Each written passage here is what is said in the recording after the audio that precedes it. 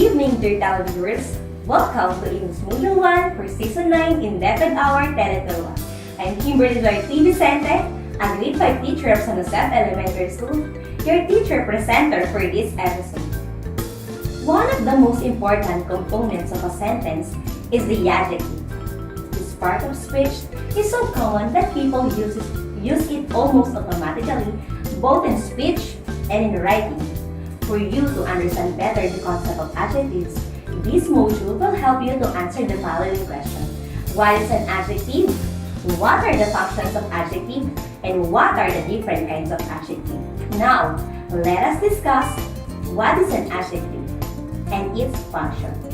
An adjective is a part of speech which describes, identifies, or quantifies a noun and a pronoun. So basically, the main function of an adjective is to modify a noun or a pronoun so that it will become more specific and interesting. For a better understanding, let us read a short story and let us pick the different adjectives used. The title of the short story is The Rich Man and the Shoemaker. Once there lived a shoemaker next to a rich man. He was a carefree and happy person. Every day, the shoemaker sang lovely songs while he did his hard work. All the young children in that small town loved to hear the shoemaker sing his lovely songs. They sat on the comfy chairs and listened to him sing his melodic songs. The rich man who lived next door stayed awake at night, counting his shiny. The rich man who lived next door stayed awake every night, counting his shiny sparkling gold coins. He tried to sleep during that day because he didn't sleep at night. He was very displeased with the shoemaker's singing. He found the songs to be harsh and disturbing. He wanted to put an end to the singing next door. Every day, while he was twisting and turning his head, the rich man used to think, What can I do to make the shoemaker stop singing? One day, the rich man thought of a brilliant plan. He called for the shoemaker. The shoemaker came and asked him what was the matter about. The rich man gave him a bag full of shiny gold coins. The shoemaker was surprised, but happily took the gold coins. The shoemaker then went home and stored the gold coins in his attic. He could not stop thinking and worrying about somebody stealing his precious gold coins.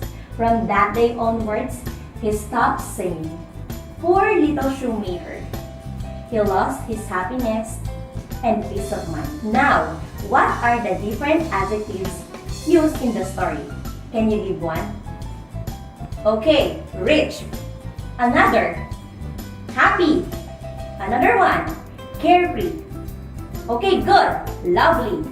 Next, hard. Another adjective, please. Young, comfy. Another one, melodious. Okay, another, shiny, sparkling gold. And last, full of shiny gold. That's a great job. Now, instead of just one word, a group of words with a subject and a verb can also function as an adjective. When this happens, the group of words is called an adjective clause. Remember that? For example, my brother, who is much older than I am, is an astronaut. In the example above, the underlined clause modifies the noun brother. But what if the group of words doesn't have a subject and a verb? What do you think the resulting group of words will be called? If you think it's called an adjective phrase, you are right. As you might recall, phrases and clauses are both group of words. And the main difference is that clauses have subjects and verbs, while phrases don't. For example, she is prettier than you. Now that you already know the answer to the question, what is the adjective, you should know that not all adjectives are the same. They modify nouns and pronouns differently. And just like other parts of the speech, there are different kinds of adjectives. Now, let us discuss the different kinds of adjectives.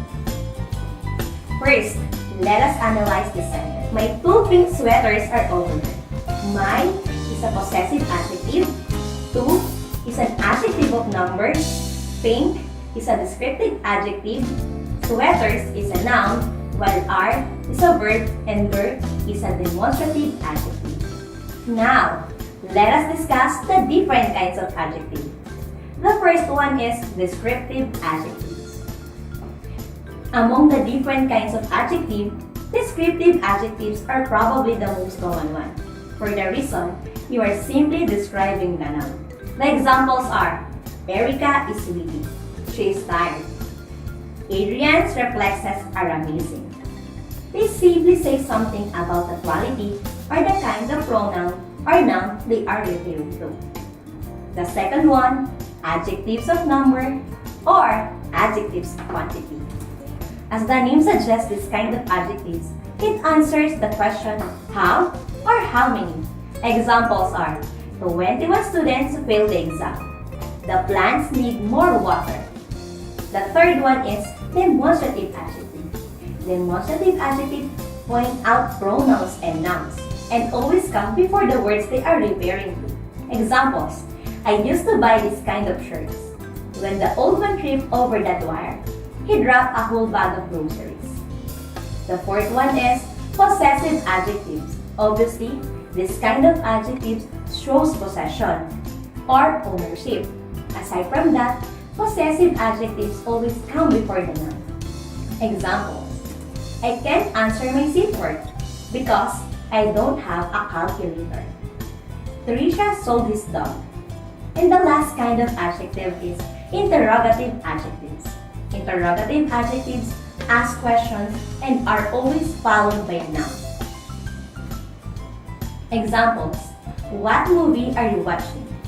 Which plant should be replaced over here? Again, what is an adjective and what are the different types of adjectives? Keep those questions and answers in your mind because we will be right back after some reminders.